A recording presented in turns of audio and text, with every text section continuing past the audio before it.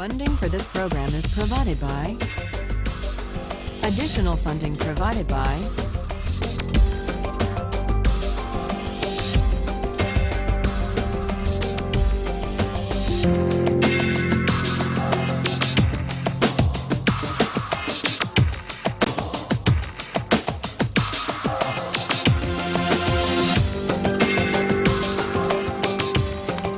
When we ended last time,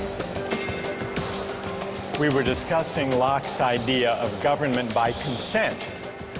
And the question arose, what are the limits on government that even the agreement of the majority can't override? That was the question we ended with. We saw, in the case of property rights, that on Locke's view, a democratically elected government has the right to tax people. It has to be taxation with consent because it does involve the taking of people's property for the common good. But it doesn't require the consent of each individual at the time the tax is enacted or collected. What it does require is a prior act of consent to join the society, to take on the political obligation. But once you take on that obligation, you agree to be bound by the majority. So much for taxation. But what you may ask about the right to life? Can the government conscript people and send them into battle? What about the idea that we own ourselves? Isn't the idea of self-possession violated if the government can, through coercive legislation and enforcement powers, say, you must go risk your life to fight in Iraq? What would Locke say? Does the government have the right to do that? Yes. In fact, he says in 139, he says, what matters is that the political authority or the military authority not be arbitrary. That's what matters. And he gives a wonderful example. He says a sergeant, even a sergeant, let alone a general, a sergeant can command a soldier to go right up to the face of a cannon where he is almost sure to die. That the sergeant can do. The general can condemn the soldier to death for deserting his post or for not obeying even a desperate order. But with all their power over life and death, what these officers can't do is take a penny of that soldier's money. Because that has nothing to do with the rightful authority. That would be arbitrary, and it would be corrupt. So consent winds up being very powerful in Locke, not consent of the individual to the particular tax or military order, but consent to join the government and to be bound by the majority in the first place. That's the consent that matters. And it matters so powerfully that even the limited government created by the fact that we have an unalienable right to life, liberty, and property, even that limited government is only limited in the sense that it has to govern by generally applicable laws, the rule of law. It can't be arbitrary. That's Locke. Well, this raises a question about consent. Why is consent such a powerful moral instrument in creating political authority and the obligation to obey?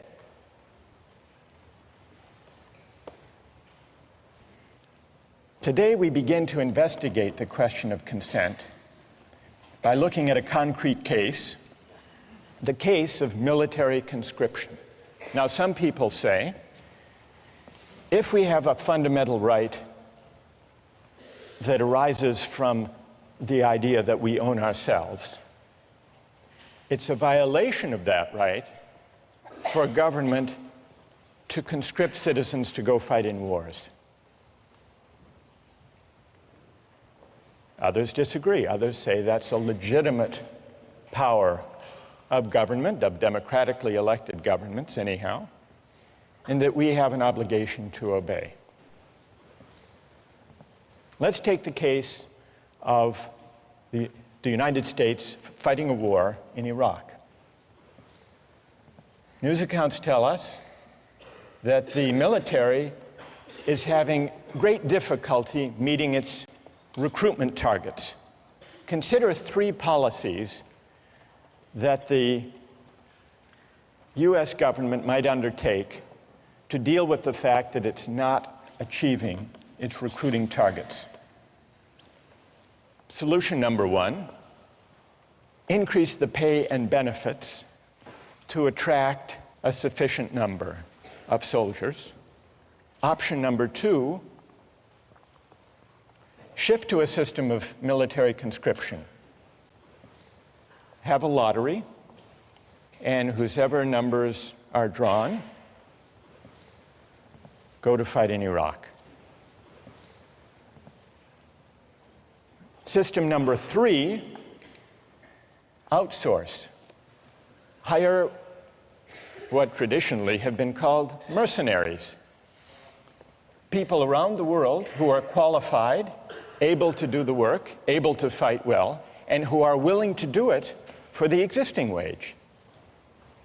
So let's take a quick poll here. How many favor increasing the pay? Huge majority. How many favor going to conscription? 1, 2. All right, maybe a dozen people in the room favor conscription. What about the outsourcing solution?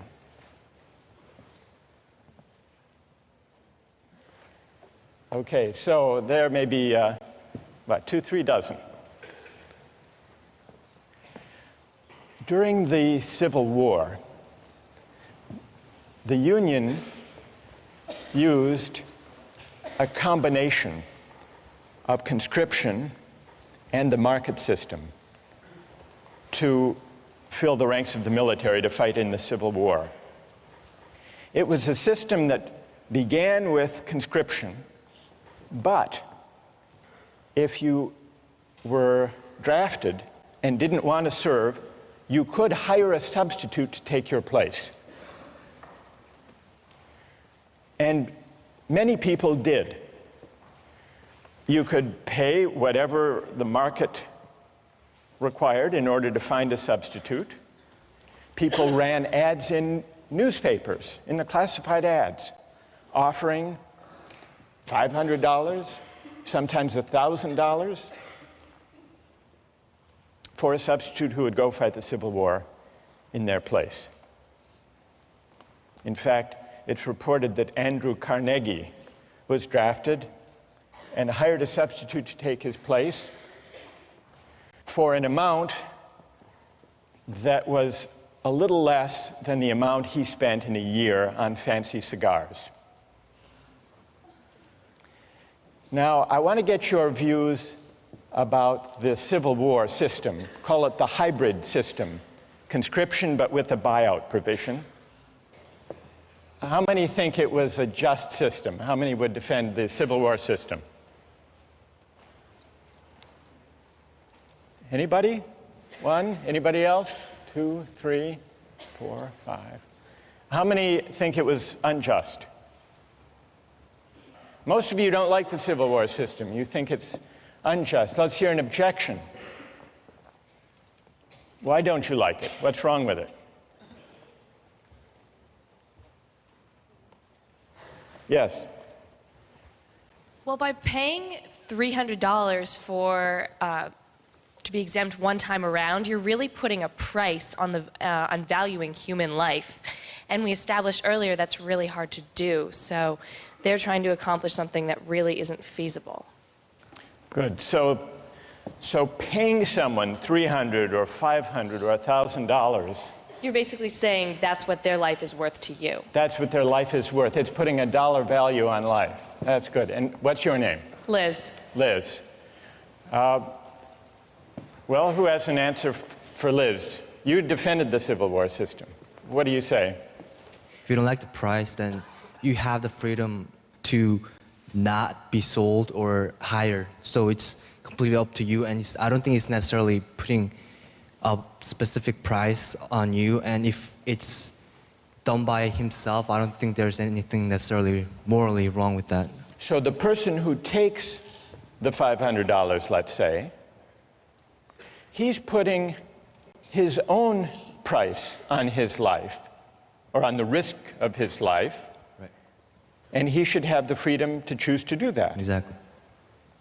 What's your name? Jason? Jason, thank you. Now we need to hear from another critic of the Civil War system. Yes?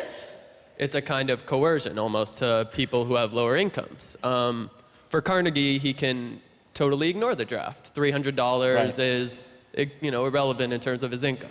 For Right. someone of a lower income, they're essentially being coerced to be drafted, or it's probably they're not able to find a replacement. Or Tell me your name. Sam. Sam. All right, so you say, Sam, that when a poor laborer accepts $300 to fight in the Civil War, he is in effect being coerced by that money given his economic circumstances. Whereas Carnegie can go off, pay the money, and not serve. All right, I want to hear if someone has a reply to Sam's argument that what looks like a free exchange is actually coercive. Who has an answer to Sam? Go ahead. I'd actually agree with him in saying You that... agree with Sam? I agree with him in saying that it is coercion in the sense that it robs the individual of his ability to reason. Okay, and what's your name? Raul? All right, so Raul and Sam agree that what looks like a free exchange, free choice, voluntary act, is actually, it involves coercion. It's profound coercion of the worst kind because it falls so disproportionately upon one segment of the society. Good. All right, so Raul and Sam have made a powerful point. Who would like to reply?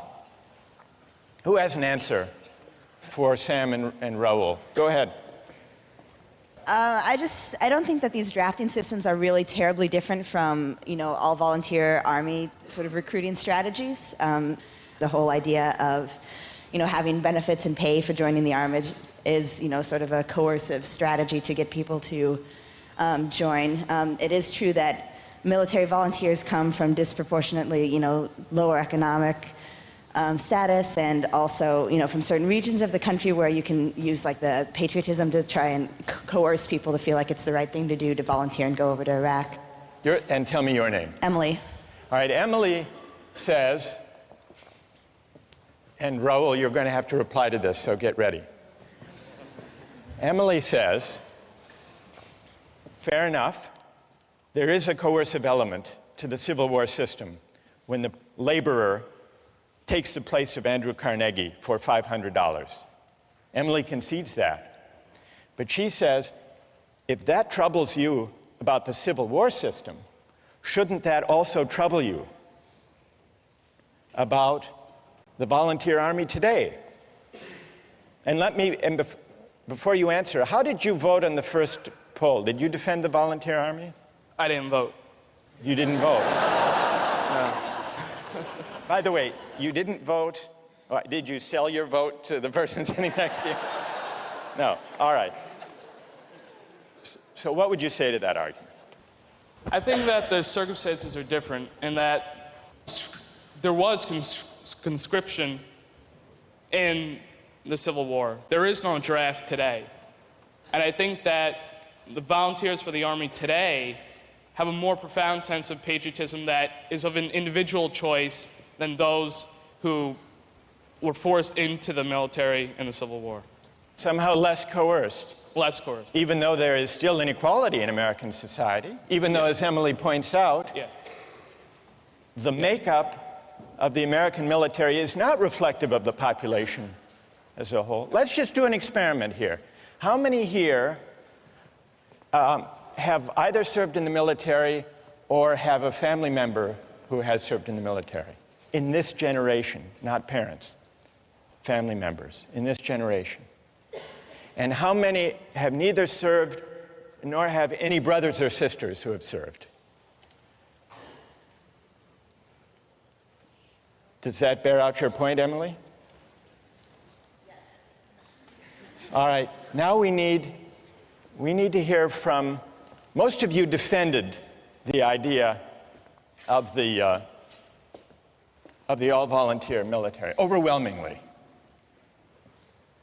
And yet, overwhelmingly, people considered the Civil War system unjust. Sam and Raul articulated reasons for objecting to the Civil War system. It took place against a background of inequality, and therefore the choices people made to buy their way into military service were not truly free, but at least partly coerced. Then Emily extends that argument in the form of a challenge. All right, everyone here who voted in favor of the all-volunteer army should have to explain, well, what's the difference in principle? Doesn't the all-volunteer army simply universalize the feature that almost everyone found objectionable in the Civil War buyout provision? Did I state the challenge fairly, Emily? Yes. Okay, so we need to hear from a defender of the all-volunteer military who can address Emily's challenge. Who can do that? Go ahead. The difference between the Civil War system and the all-volunteer army system is that in the Civil War, you're being hired not by the government, but by an individual. And as a result, different people who get hired by different individuals get paid different amounts. In the case of the all-volunteer army, everyone who gets hired is hired by the government and gets paid the same amount. It's precisely the universalization of essentially paying your service, you're paying your way into the army, that makes the all-volunteer army just. Emily? I guess I'd frame the principal difference slightly differently. On the all-volunteer army, it's possible for somebody to just, step aside and not really think about, the war at all. It's possible to say, well, I don't need the money. I don't need to have an opinion about this. I don't need to, feel obligated to take my part and defend my country. With a coercive system, with an explicit draft, then, there's the threat, at least, that every individual will have to make some sort of decision regarding military conscription, and perhaps in that way it's more equitable. It's true that Andrew Carnegie might not serve in any case, but in one he can completely step aside from it, and the other there's some level of responsibility. While you're there, Emily, so what system do you favor? Conscription? I would be hard-pressed to say, but I think so, because it makes the whole country feel a sense of responsibility for the conflict, instead of, having a war that's maybe ideologically supported by a few, but only if there's no, real responsibility. Good. Who wants to reply? Go ahead. So I was going to say that the fundamental difference between the all-volunteer army and then the army in the Civil War is that in the all-volunteer army, if you want to volunteer, that comes first, and then the pay comes after. Whereas in the Civil War system, the people who are accepting the pay aren't necessarily doing it because they want to. They're just doing it for the money first. What motivation beyond the pay do you think is operating in the case of the all-volunteer army? Like patriotism for the country. Patriotism. Well, what about and pay? a desire to defend the country. I mean, Right. there is some motivation in pay, but the fact that it's first and foremost an all-volunteer army will motivate them first, I think, personally. Do you think it's better, and tell me your name. Jackie? Jackie, do you think it's better if people serve in the military out of a sense of patriotism than just for the money? Yes, definitely, because the people that was one of the main problems in the Civil War Army, is that the people that you're getting to go in it, or to go to war, aren't necessarily people who want to fight, and so they won't be as good soldiers as they will be had they been there because they wanted to be. All right, what about Jackie's having raised the question of patriotism? That patriotism is a better or a higher motivation than money for military service. Who would like to address that question? Go ahead. Patriotism absolutely is not necessary in order to be a good soldier, because mercenaries can do just as good of a job as anyone who waves the American flag around and wants to defend what the government believes that we should do. Did you favor the outsourcing solution? Yes, sir. And, all right, so let Jackie respond. What's your name? Philip. What about that, Jackie? So much for patriotism. If you've got someone whose heart is in it more than another person's, they're going to do a better job. When it comes down to the wire and there's like a situation in which someone has to put their life on the line, someone who's doing it because they love this country will be more willing to go into danger than someone who's just getting paid. They don't care. They've got the technical skills, but they don't care what happens because they have nothing invested in this country. There's another aspect, though. Once we get onto the issue of patriotism, if you believe patriotism, as Jackie does, should be the foremost consideration and not money, does that argue for or against the paid army we have now? We call it the volunteer army, though if you think about it, that's a kind of misnomer. A volunteer army, as we use the term, is a paid army. So what about the suggestion that patriotism should be the primary motivation for military service, not money? Does that argue in favor of the paid military that we have, or does it argue for conscription? And just to sharpen that point, building on Phil's case for outsourcing,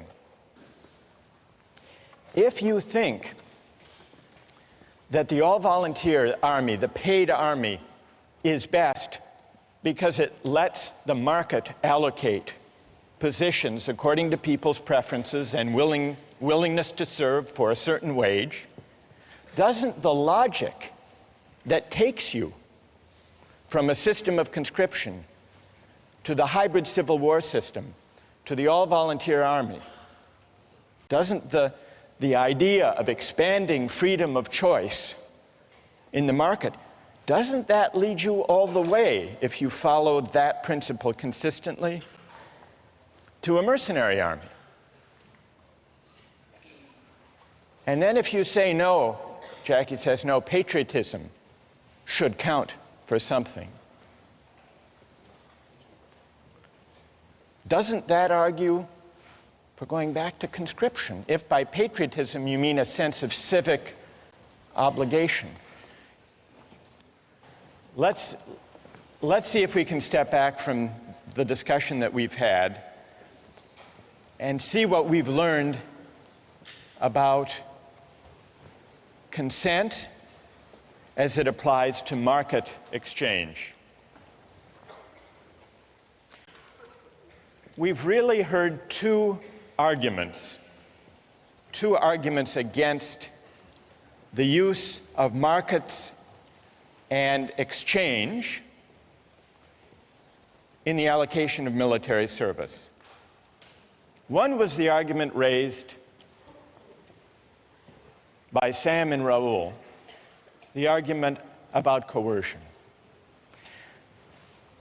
The objection that letting the market allocate military service may be unfair and may not even be free if there's severe inequality in the society, so that people who buy their way into military service are doing so not because they really want to, but because they have so few economic opportunities that that's their best choice. And Sam and Raul say there's an element of coercion in that. That's one argument. Then there is a second objection to using the market to allocate military service. That's the idea that military service shouldn't be treated as just another job for pay because it's bound up with patriotism and civic obligation. This is a different argument from the argument about unfairness and inequality and coercion. It's an argument that suggests that maybe where civic obligations are concerned, we shouldn't allocate duties and rights by the market. Now, we've identified two broad objections. What do we need to know to assess those objections? To assess the first, the argument from coercion, inequality, and unfairness, Sam, we need to ask what inequalities in the background conditions of society undermine the freedom of choices people make to buy and sell their labor. Question number one. Question number two, to assess the civic obligation patriotism argument, we have to ask, what are the obligations of citizenship? Is military service one of them or not? What obligates us as citizens? What is the source of political obligation? Is it consent, or are there some civic obligations we have even without consent for living and sharing in a certain kind of society? We haven't answered either of those questions, but our debate today about the Civil War system and the all-volunteer army has at least raised them, and those are questions we're going to return to in the coming weeks.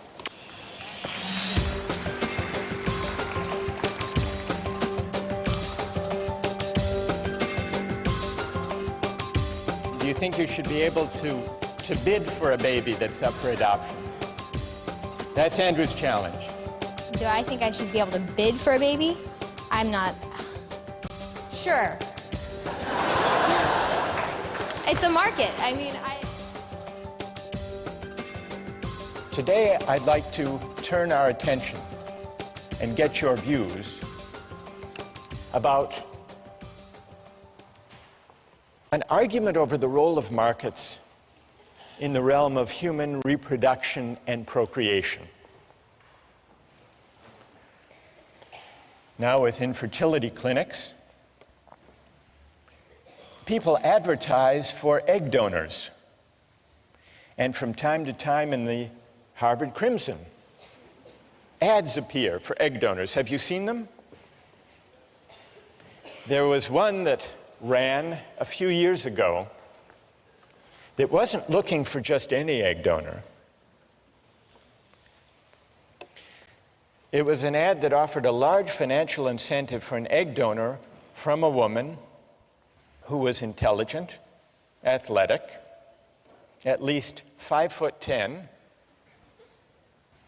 and with at least 1,400 or above on her SATs. How much do you think the person looking for this egg donor was willing to pay for an egg from a woman of that description? What would you guess? $1,000? 15,000? 10? I'll show you the ad.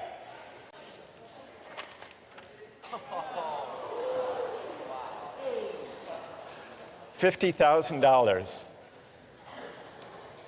for an egg, but only a premium egg. What do you think about that? Well, there are also sometimes ads in the Harvard Crimson and other college newspapers for sperm donors.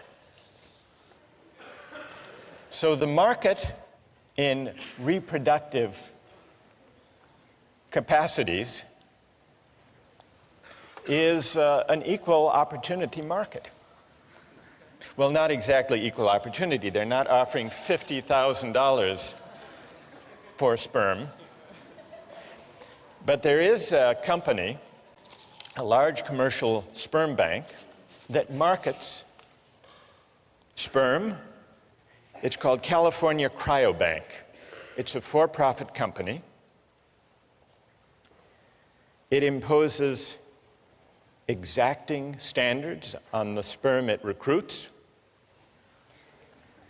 And it has offices in Cambridge between Harvard and MIT, and in Palo Alto near Stanford. Cryobank's marketing materials play up the prestigious source of its sperm. Here is from the website of Cryobank the information.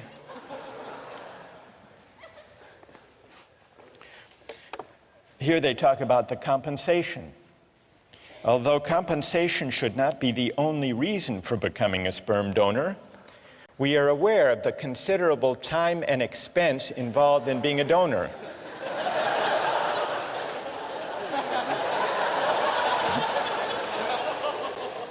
So, do you know what they offer? Donors will be reimbursed $75 per specimen, up to $900 a month if you donate 3 times a week. And then they add, we periodically offer incentives such as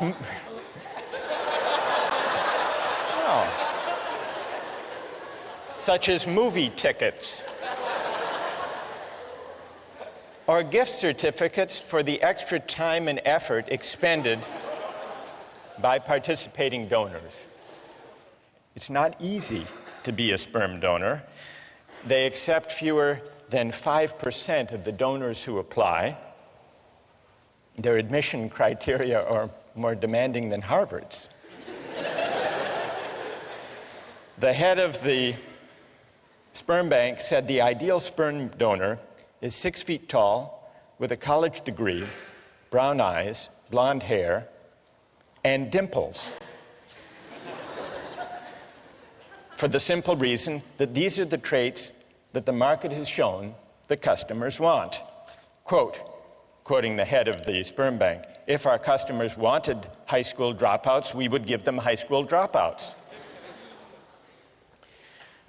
So here are 2 instances, the market in eggs for donation and the market in sperm, that raise a question about whether eggs and sperm should or should not be bought and sold for money. As you ponder that, I want you to consider another case involving a market and, in fact, a contract in the human reproductive capacity. And this is the case of commercial surrogate motherhood. And it's a case that wound up in court some years ago. It's the story of Baby M. It began with William and Elizabeth Stern, a professional couple, wanting a baby, but they couldn't have one on their own, at least not without medical risk to Mrs. Stern. They went to an infertility clinic where they met Mary Beth Whitehead, a 29-year-old mother of 2, the wife of a sanitation worker. She had replied to an ad that the center had placed, seeking the service of a surrogate mother. They made a deal. They signed a contract in which William Stern agreed to pay Mary Beth Whitehead a $10,000 fee plus all expenses, in exchange for which Mary Beth Whitehead agreed to be artificially inseminated with William Stern's sperm, to bear the child, and then to give the baby to the Sterns. Well, you probably know how the story unfolded. Mary Beth gave birth and changed her mind. She decided she wanted to keep the baby. The case wound up in court in New Jersey. So let's put aside any legal questions and focus on this issue as a moral question. How many believe that the right thing to do in the Baby M case would have been to uphold the contract, to enforce the contract? And how many think the right thing to do would have been not to enforce that contract? So it's about, the majority say enforce. So let's now hear the reasons that people had, either for enforcing or refusing to enforce this contract. First, from those, I want to hear from someone in the majority. Why do you uphold the contract? Why do you enforce it? Who can offer a reason?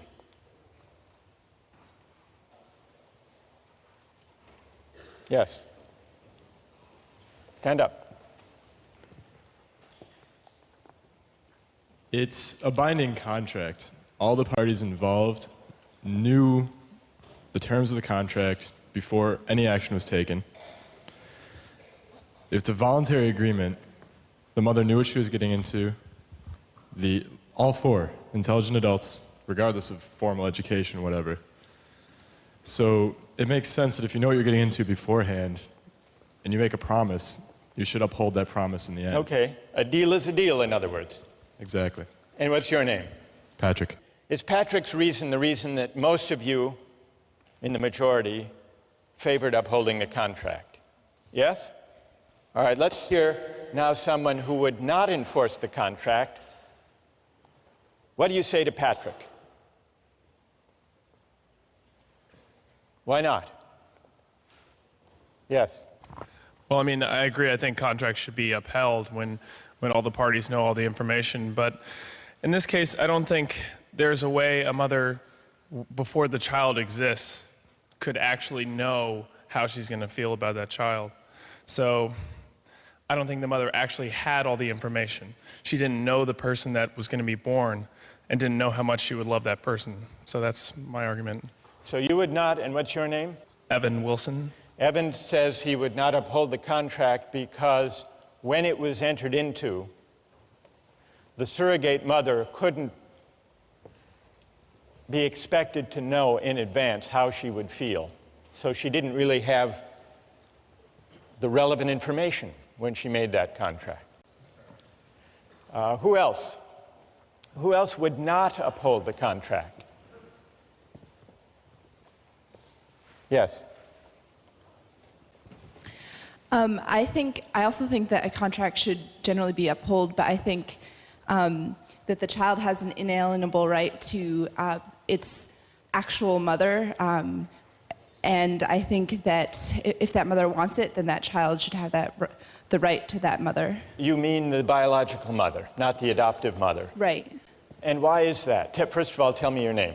Anna? Anna. Why is that, Anna? Because I think that that bond that is created by nature is stronger than any bond that is created by, a contract. Good, thank you. Who else? Yes. I disagree. I don't think that a child has an inalienable right to her biological mother. I think that adoption and surrogacy are both legitimate trade-offs. And I agree with the point made that it's a voluntary agreement. An individual made it. It's a voluntary agreement. And you can't apply coercion to this argument. You can't apply the objection from coercion to this argument. Correct. What's your name? Kathleen. Kathleen, what do you say to Evan that though there may not have been, Evan claimed that the consent was tainted not by coercion but by lack of adequate information. She couldn't have known the relevant information, namely how she would feel about the child. What do you say to that? I don't think the emotional content of her feelings plays into this. I think in a case of law, in the justice of this scenario, her change of feelings are not relevant. If I give up my child for adoption and then I decide later on that I really want that child back, too bad. It's a trade-off. It's a trade-off that the mother has made. So a deal is a deal. You agree with Patrick? I agree with Patrick. A deal is a deal. Yes. Good. Yes.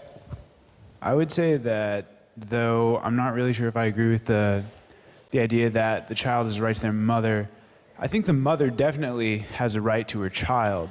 And I also think that there are some areas where market forces shouldn't necessarily penetrate. I think that the whole surrogate mother area smacks a little bit of dealing in human beings. Seems dehumanizing, and it doesn't really seem right. So that's my main reason. And tell us your name. I'm Andrew. Andrew, what is dehumanizing about buying and selling the right to a child for money? What is dehumanizing about it? Well, because you're buying someone's biological right. I mean, you can't, in the law, as it's stated, you can't sell your own child. Like, were you to have a child, I believe that the law prohibits you selling it to another person or selling it So this is into like slavery. baby selling. Right. To a certain extent. I mean, though there is a contract with another person, you've made agreements and whatnot, there is an undeniable emotional bond that takes place between a mother and a child. And it's wrong to simply ignore this because you've written out something contractually. All right, you want to reply to Andrew? Stay there. You point out there's an undeniable emotional bond. I feel like in this situation, we're not necessarily arguing against adoption or surrogacy in itself. We're just sort of pointing out the emotional differences. Well, but wait, I mean, it's easy to break everything down to numbers and say, oh, we have contracts like you're buying and selling a car. But there are underlying emotions. I mean, you're dealing with people. I mean, these are not objects to be bought and sold. All right, what about Andrew's claim that this is like baby selling? I believe that adoption and surrogacy should be permitted. Whether or not I actually will partake in it is not really relevant, but I think that the government should give its citizens the rights to allow for adoption and surrogacy. But adoption is not, according to Is the law. adoption baby selling? Well, do you think you should be able to bid for a baby that's up for adoption? That's Andrew's challenge. Do I think I should be able to bid for a baby? I'm not sure. It's a market. I mean, I feel like the extent to which it's been applied, I'm not sure if the government should be able to permit it, and I have to think about it more, but... All right, fair enough. Are you satisfied, Andrew? Well, yeah, I mean, I think surrogacy should be permitted. I think that people can do it, but I don't think that it should be forced upon people that once the contract is signed, it's absolutely like the end all. I think that it's unenforceable. So people should be free, Andrew, to enter into these contracts, but it should not be enforceable in a court. Not in a court, no. Who would like to join on one side or the other? Yes? I think I have an interesting perspective on this because my brother was actually one of the people who donated to a sperm bank, and he was paid a very large amount of money. He was 6 feet tall, but not blonde. He had dimples, though. So he actually has... I'm an aunt now, and he has a daughter. He donated his sperm to a lesbian couple in Oklahoma, and he has been contacted by them, and he has seen pictures of his daughter, but he still does not feel an emotional bond to his daughter. He just has a sense of curiosity about what she looks like and what she's doing and how she is. He doesn't feel love for his child. So from this experience, I think the bond between a mother and a child cannot be compared to the bond between the father and the child. That's really interesting. What's your name? Vivian. Vivian. So we've got the case of surrogacy, commercial surrogacy. And it's been compared to baby selling, and we've been exploring whether that analogy is apt. And it can also be compared, as you point out, to sperm selling. But you're saying that sperm selling and baby selling, or even surrogacy, are very different. Yes, they're unequal services. They're unequal services. Mm-hmm. And that's because, Vivian, you say that the tie, the bond... Yes, and also the time investment that's given by a mother, 9 months, cannot be compared to a man, going into a sperm bank, looking at pornography, and, depositing into a cup. I don't think those are equal. Good. All right. So we... Because that's what happens in a sperm bank. All right, so this is really interesting. We have, right, notice the arguments that have come out so far. The objections to surrogacy, the objections to enforcing that contract are of at least two kinds. There was the objection about tainted consent, this time not because of coercion or implicit coercion, but because of imperfect or flawed information. So tainted or flawed consent can arise either because of coercion or because of a lack of relevant information, at least according to one argument that we've heard. And then a second objection to enforcing the surrogacy contract was that it was somehow dehumanizing. Now, when this case was decided by the courts, what did they say about these arguments? The lower court ruled that the contract was enforceable. Neither party had a superior bargaining position. A price for the service was struck and a bargain was reached. One side didn't force the other, neither had disproportionate bargaining power. Then it went to the New Jersey Supreme Court. And what did they do? They said this contract is not enforceable.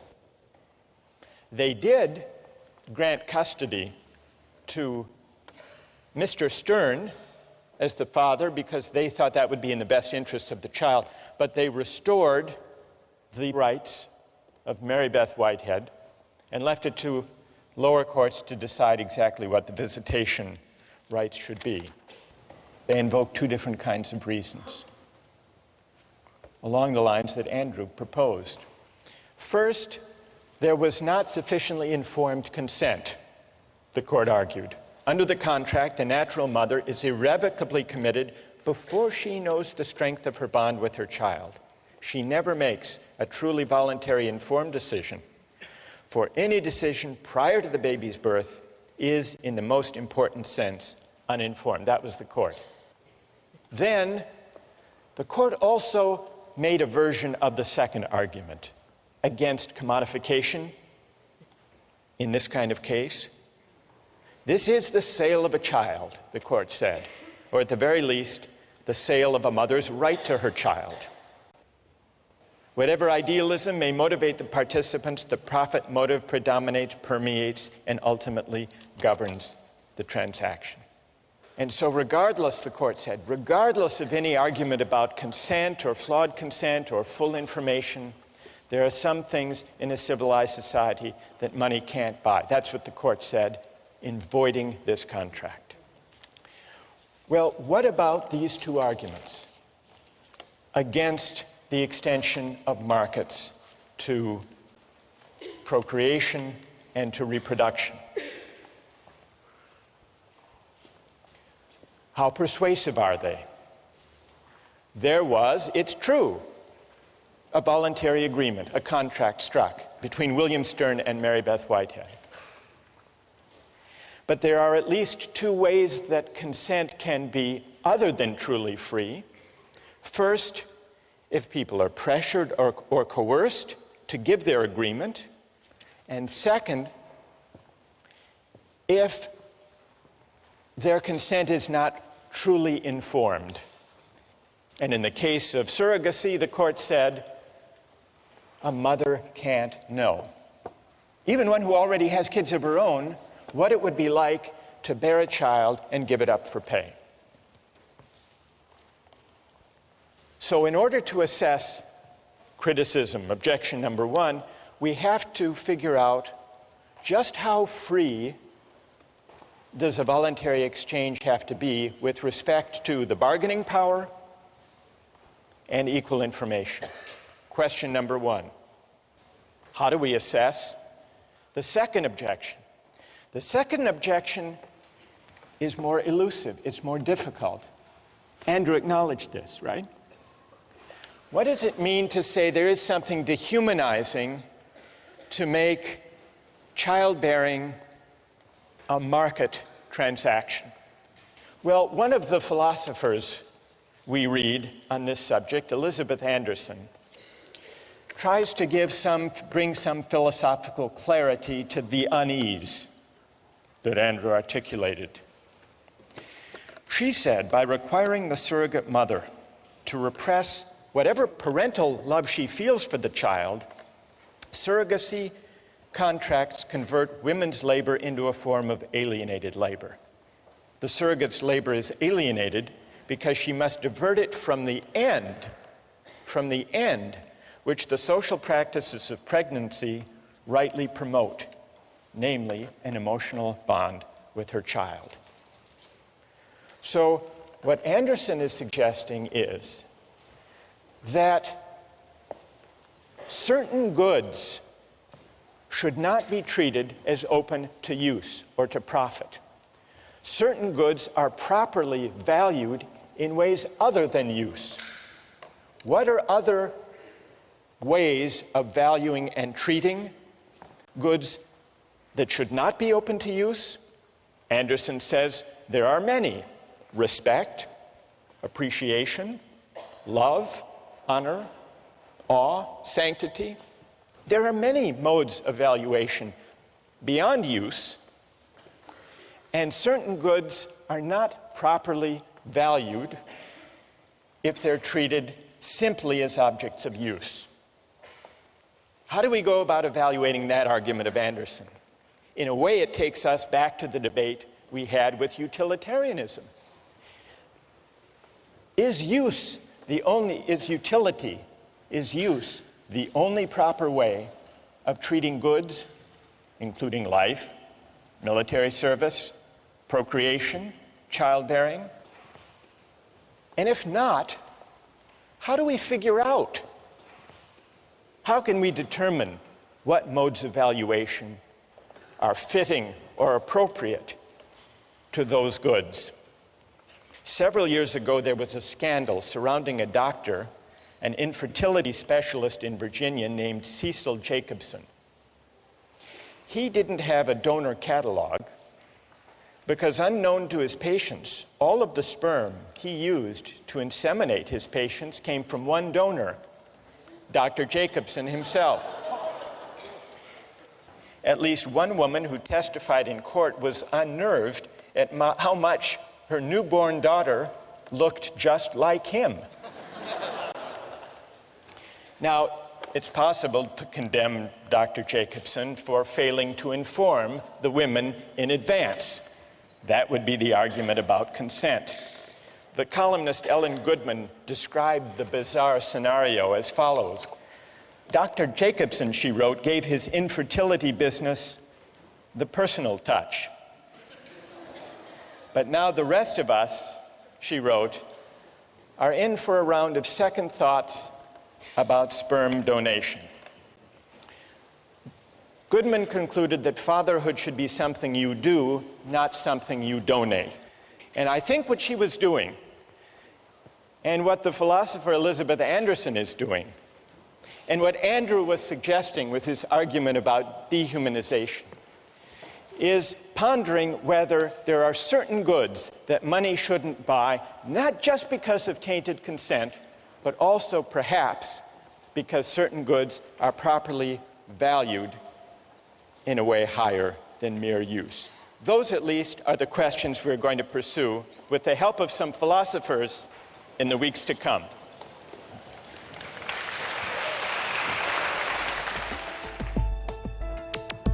Don't miss the chance to interact online with other viewers of Justice. Join the conversation, take a pop quiz, watch lectures you've missed, and learn a lot more. Visit justiceharvard.org. It's the right thing to do.